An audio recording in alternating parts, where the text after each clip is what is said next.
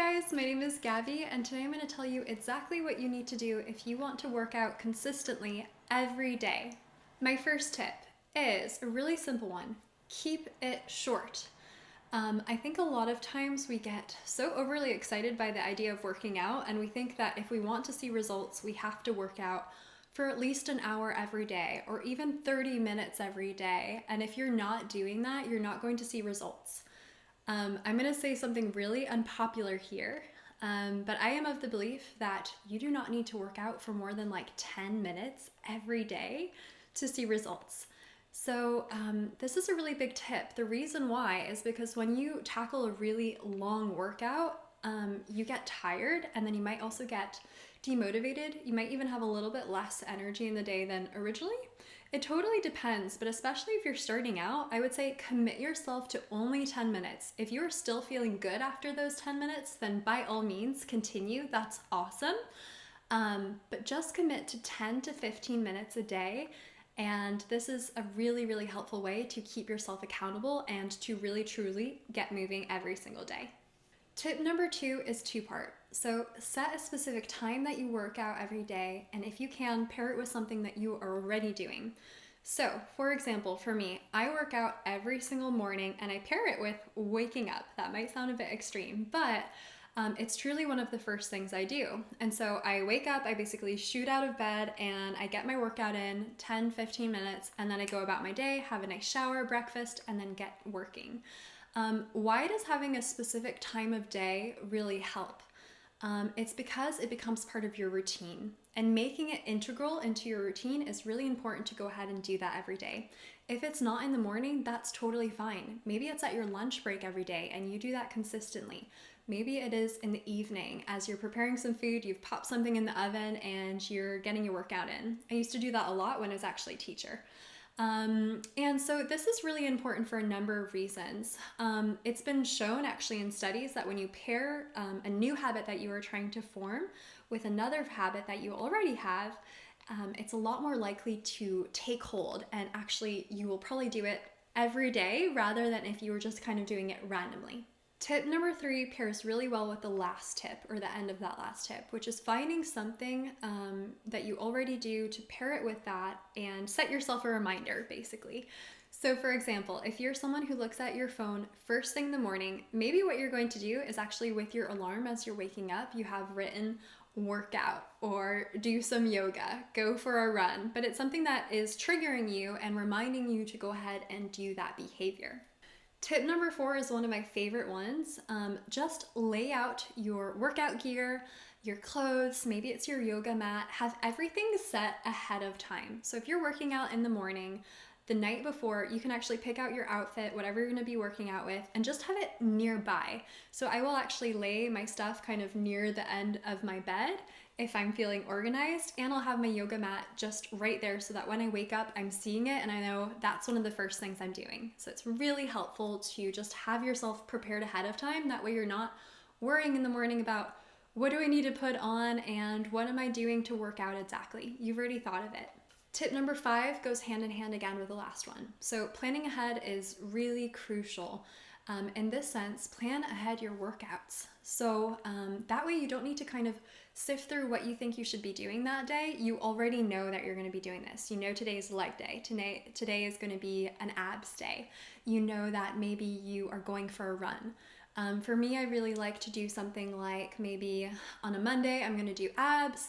Tuesday, I'm gonna do legs. Wednesday, I go for a run. Then I do abs Thursday, legs Friday, run on Saturday, and then maybe just something active outside on a Sunday.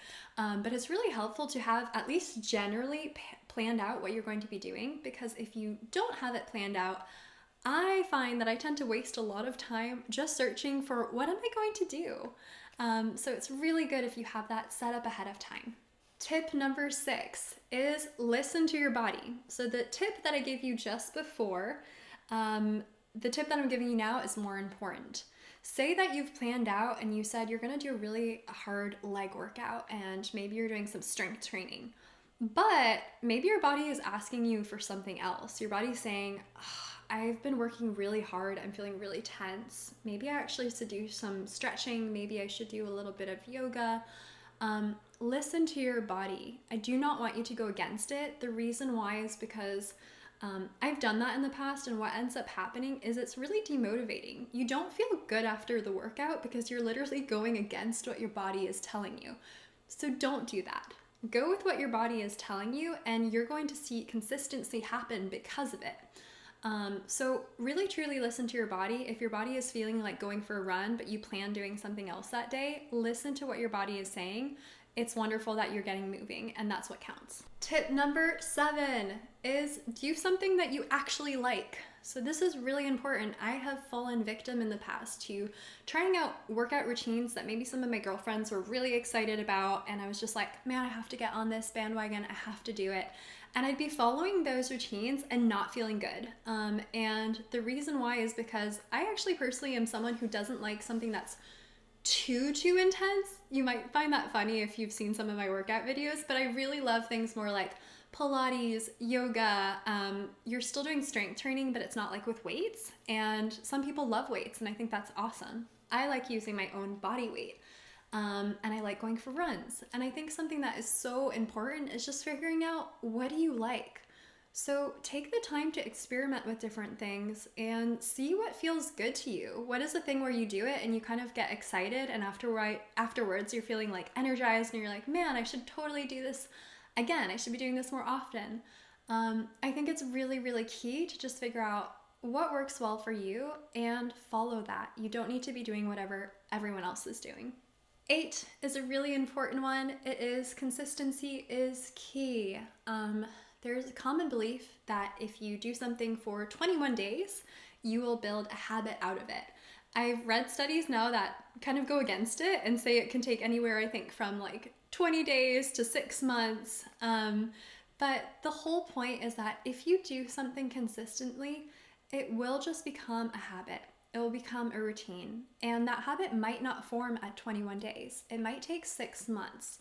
But at the end of that time, when it really becomes integral and you have stayed consistent, then what you'll see is that it'll be hard for you not to do it. Like, you might wake up in the morning and you've been working out every single morning, and it will feel weird to you to go against it. And I think that's what's so interesting. So remember, consistency is key. Don't give up. Keep going.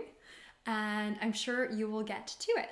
All right, finally, just a few notes, other things that I think you should remember. One of the big ones is if you fall off of your horse, just get back on.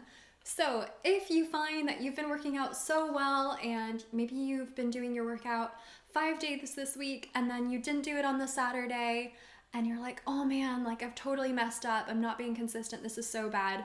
Don't do that. That is like the silliest thing in the world. Just keep going. Like the next day you wake up, you keep doing it. You say, okay, today I'm going to start over. Today I'm going to do it. And that's really exciting. Something also that I think is really important that I actually haven't talked about in this video is I am a big believer in rest days. And in my mind, a rest day can actually count towards that workout because you are allowing your muscles to rest and rebuild, which is something really important, and which is why it's important not to be doing kind of like 2 leg days in a row or something like that. So listen to your body. Like I said before, take a rest if you need it. And maybe that rest is still an active rest. So I am a really big fan of doing active things on the weekend. I tend to do less workouty things on the weekend and more just like I'm going for a hike. Maybe I'm going for a run, but it's like a leisurely run in this beautiful park. I like playing soccer. I do soccer with a co-ed team on Sundays. When it's nice out, I'll do paddleboarding. So finding an activity that is active and it's just like fun and relaxing, I think that's a really awesome way to have kind of rest days that are still active. Okay, so hopefully you found these tips really helpful. I would love to know in the comments, did you try them out? Did these tips help you? And finally, if you're looking for a really great workout, then go ahead and click on this video over here, try it out, and let me know what you think. So happy that you joined me today, and I can't wait to see you again next time. Bye!